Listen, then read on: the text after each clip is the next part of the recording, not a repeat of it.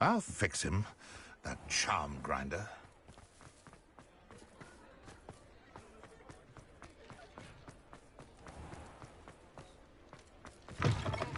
We'll talk about you taking down that troll. Should I have the courage to go into the forest? This is a change of pace from our last outing. Don't remind me. The thought of that tent still makes my blood boil. I've been thinking about those poor dragons in the fighting ring. The collars they were wearing, they appeared to be goblin silver. I think a collar is precisely what we found at that poacher camp.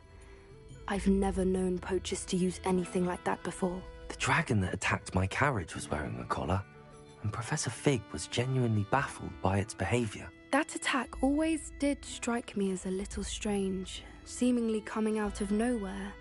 Surely you aren't suggesting that the collars somehow control the poor creatures? Exactly. Merlin, I don't think the dragon we set free was wearing a collar, but we should check. And if we can find her, we can return her egg. That's a good idea. We need to see this through. I'll start looking into it right away. There was something else that I wanted to discuss with you. I didn't want to press it before. It seems I may have caused you more trouble with Victor Rookwood. Why is he after you? Rookwood is working with Ranrock, and Ranrock is after something I found at Gringotts. Fig had a portkey that led us there after the dragon attack. It's a bit of a long story, and Fig had asked that I not speak of it yet. Goodness. Well, that certainly helps to shed light on what we saw at the tent. Don't worry, I'll guard your secret as if it were my own. I shan't press for more details. In fact, I should probably be going. I'd like to track that dragon down as soon as I can. I'll let you know when I have news of her location.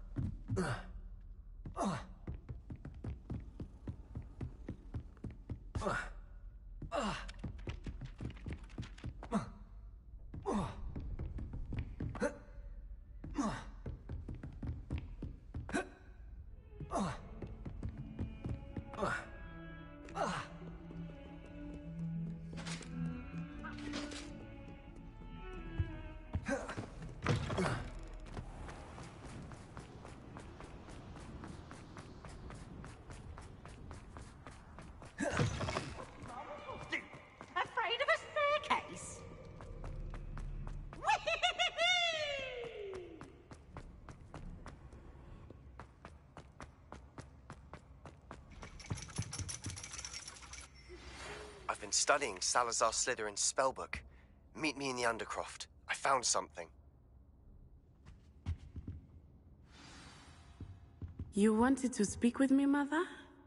I had hoped to speak with you alone, Natsai. Your message mentioned your concern about an unusual creature that was spotted in the woods near Hogsmeade. That could have been anything. You know what it was, Natsai. I am allowed to leave the castle. I am always careful, Mother. Careful? Officer Singer disagrees. She sent me an owl telling me that you have been trying to collect evidence of some kind against dark wizards. She berated me for not keeping a closer eye on you, and she is right. I do not want you visiting Hogsmeade for the near future. But Mother! My little gazelle, you are well-intentioned, But you must not meddle in the affairs of dangerous people. If someone had meddled in Matabeleland, Father would still be with us. I must get to class. Perhaps your friend can get you to listen to reason. So frustrating. She never listens to me. She called you her little gazelle. Is that a term of endearment where you're from? It is specific to me. I am the Now the nickname makes sense. What an extraordinary ability to have. It is. I love transforming, but Mother is less enthusiastic about it. She says that no creature, especially one as rare as a gazelle, should be bounding about where poaching has become so prevalent. She claims that she has foreseen tragedy befall me in my gazelle form. But she has used her sight to control me too many times. I no longer believe it. We're making good progress. We can't quit now. I agree. I have never considered quitting, even for a moment. You could have fled the moment you discovered that Rookwood, Harlow, and Randrock were after you, but you did not. I choose to act as you have. I must deal with Rookwood and Harlow, not hide from them. My mother cannot know where I am all the time. Thank you for being here during that rather awkward conversation.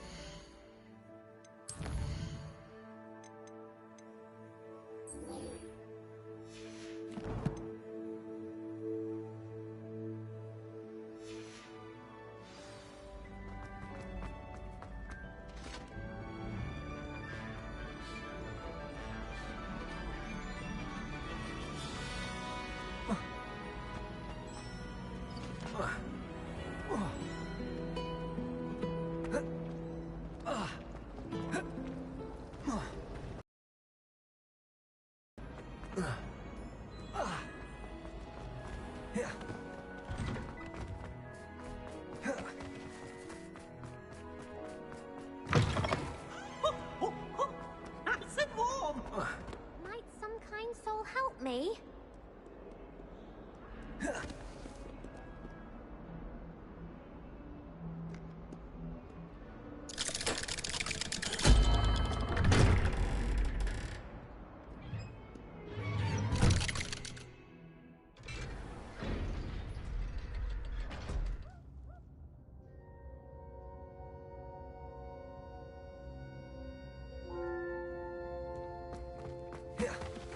You'll never believe what I've learned. What did you discover in the spellbook we found in the scriptorium?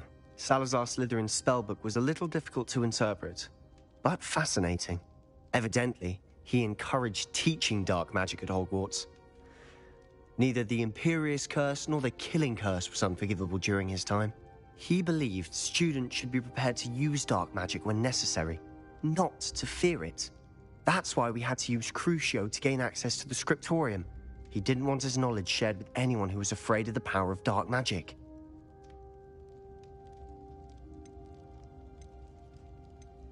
It was hard to do, but casting Crucio was our only option. And I'm glad we did it, because in the spellbook I also found something else. References to a lost relic, which, from what I can tell, grants the holder the power to reverse dark magic curses. And you think this relic might be able to save Anne? Precisely. I plan to search for this relic, but I don't think we should tell anyone. Especially Ominous. He wouldn't understand. I see no reason to involve Ominous. I'm glad you agree. When I know more, I shall send an owl. And don't feel sorry for Ominous. Keeping this to ourselves for now is for his own good. I'll decide what's for my own good.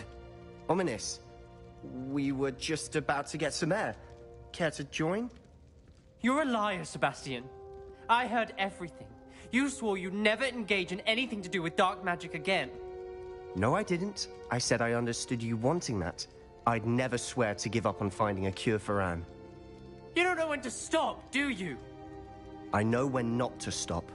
Leave this alone, Ominous. I'll be on my way.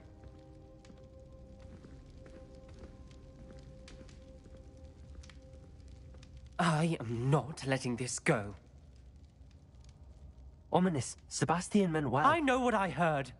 You knew I wouldn't agree with this. Going after that relic is not a good idea. Sebastian doesn't even realize it, but he's as irresponsible and reckless now as his parents were years ago. It's why they died. I knew his parents died, but I never heard what happened. Mr. and Mrs. Sallow were professors. Spent nearly every waking moment in the cellar library. Noses buried in books. Anne and Sebastian were upstairs when it happened. They heard a sudden crash and ran downstairs, but it was too late. Their parents had crumpled to the floor. A defect with the lamp in the cellar caused the room to fill with an undetectable toxin. Sebastian and Anne were helpless. They had no magic yet. What a horrible story. It is. That's why I can't understand Sebastian's recklessness. I've practically lost Anne. I cannot lose Sebastian too. Please avoid anything to do with that spellbook. Those references in the book seem promising. Everything to do with Salazar Slytherin seems promising until it's too late. I hope Sebastian pursues this no further, but if you think he might, please let me know. It would mean a lot.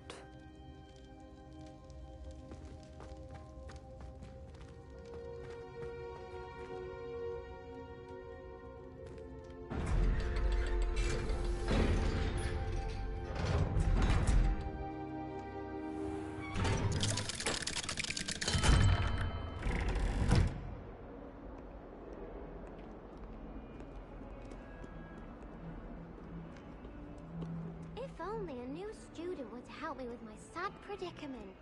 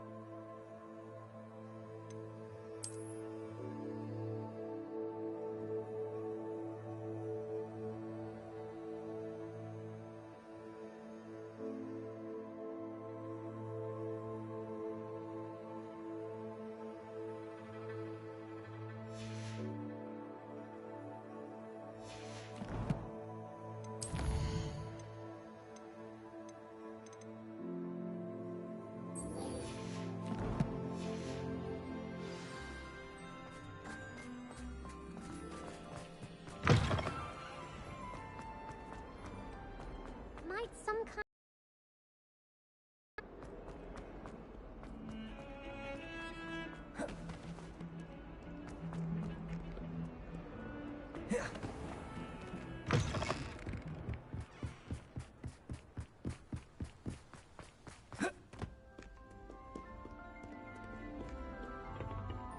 Revelio.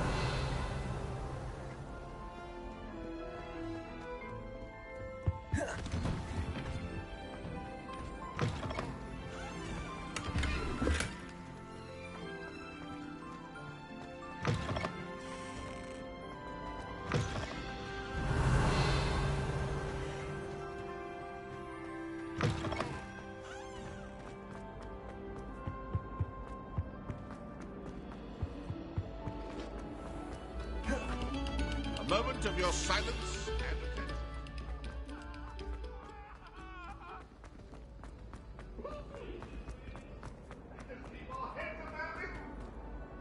Hello, Mr. Moon. Oh, greetings! Any luck removing some more of those demiguise statues? I actually have some moons for you. I cannot thank you enough. If you could just find a few more, I'd be so very grateful. I'll keep an eye out for more demiguise statues and see if I can bring you more moons. You are to be commended for your bravery and valor, especially since they can only be collected at night.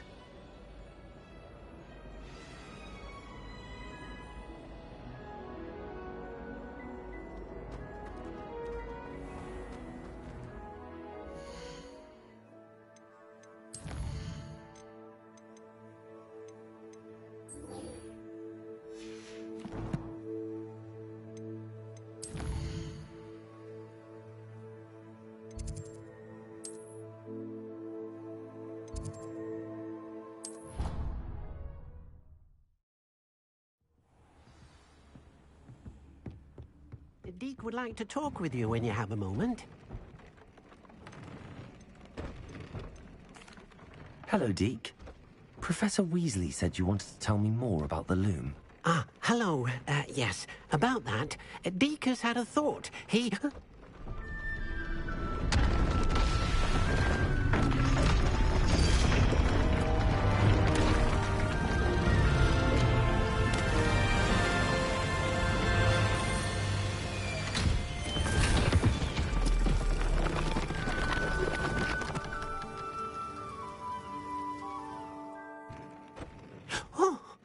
Seems the room thinks you need more space for your beasts. As Deke was saying, he's had a thought. Now, Deke knows how you can test the item of clothing that you enhanced in the enchanted loom. And perhaps help an old friend in the process. What do you mean? A house elf named Tobbs works for his master, retrieving leech juice in a cave near Hogwarts. Tobbs' master doesn't let him leave the cave, and Deke knows the cave is infested with spiders. That sounds awful. It is. Deke hasn't heard from his friend for a while now. As the item you wove in the loom has an enchantment that might be useful, Deke thought you could test it whilst checking on Tobbs.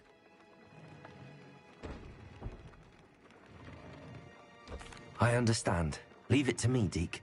I'll find Tobbs for you. Oh, thank...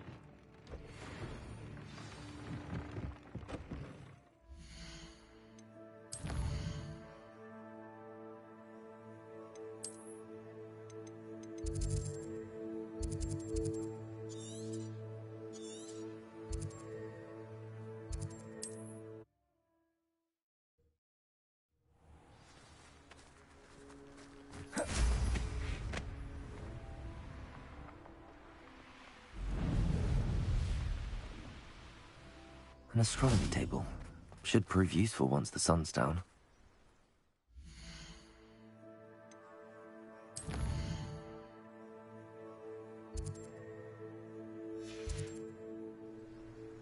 Knowing Amit, he's likely studied here.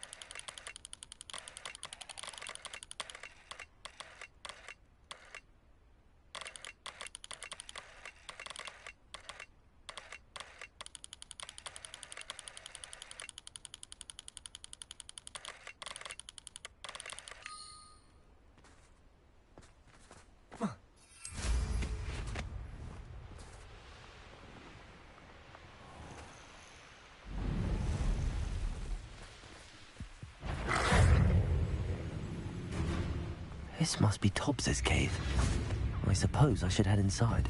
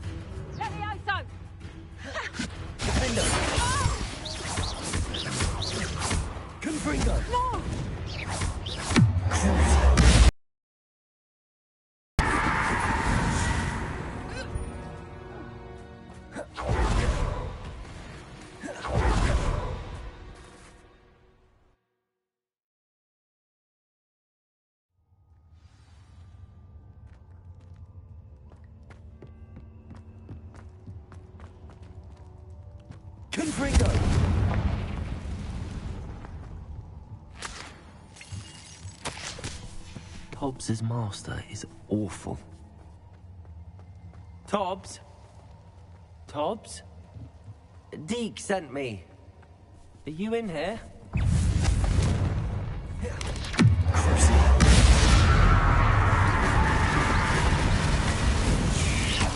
Potato! Defender! Confringo!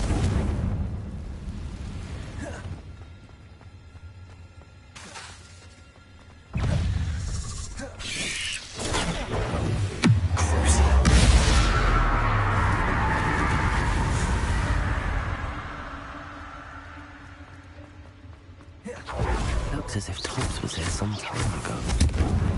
He must have headed deeper into the cave. Confringo!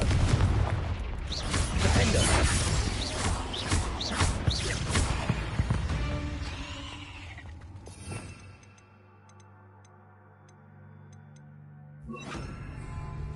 Confringo!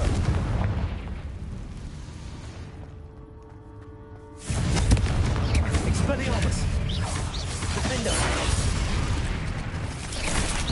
Protego!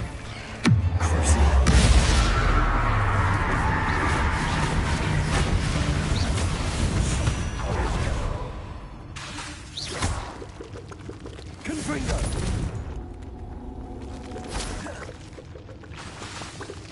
Defender! Protego! Not my fault you're a deadly great spider.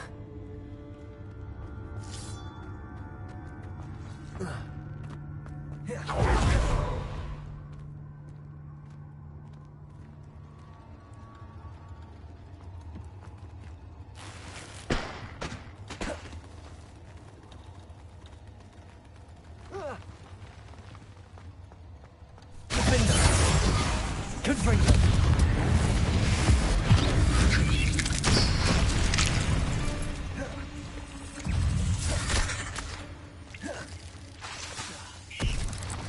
Confringo! Expelliarmus! Defender!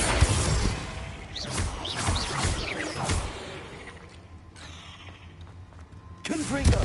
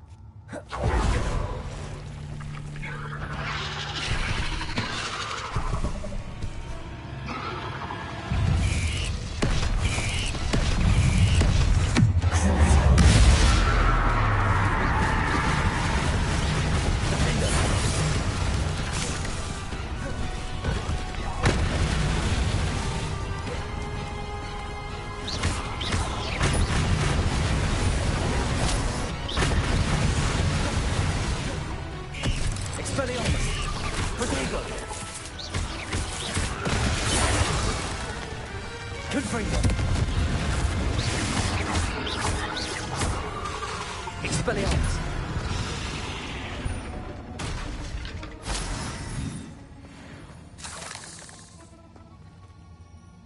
Revelio.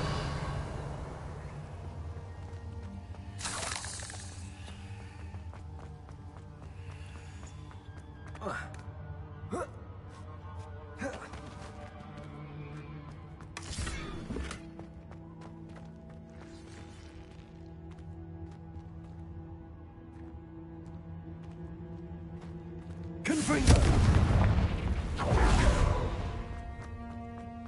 Revelio.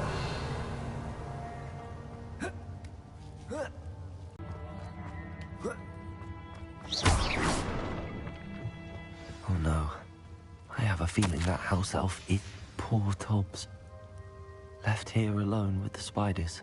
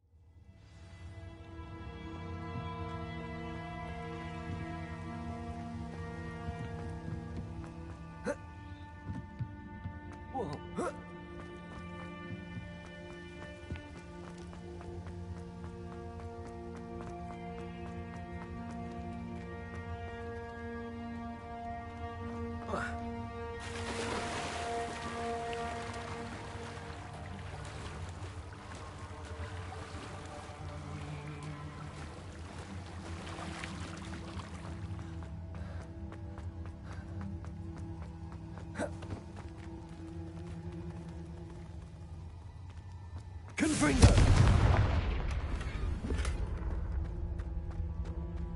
That table looks familiar.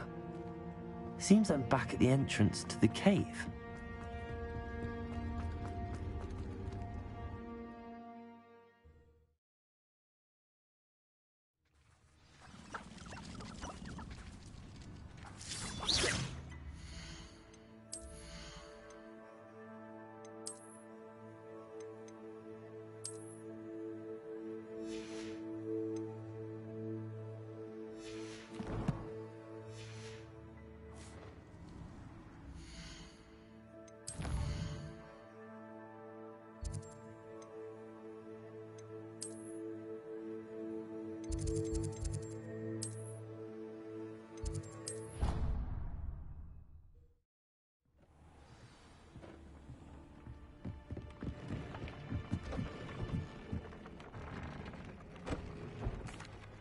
I'm back from the cave, Deke.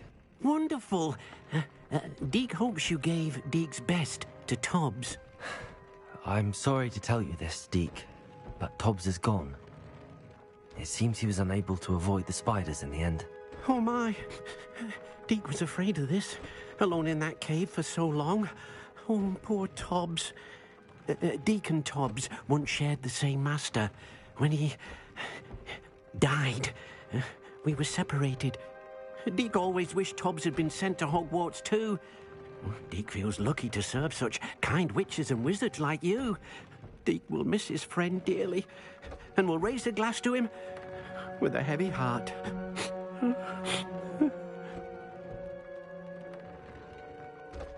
I'm truly sorry about your friend, Deke. Thank you. You are very kind. Deke could use some time alone to think, if that's all right.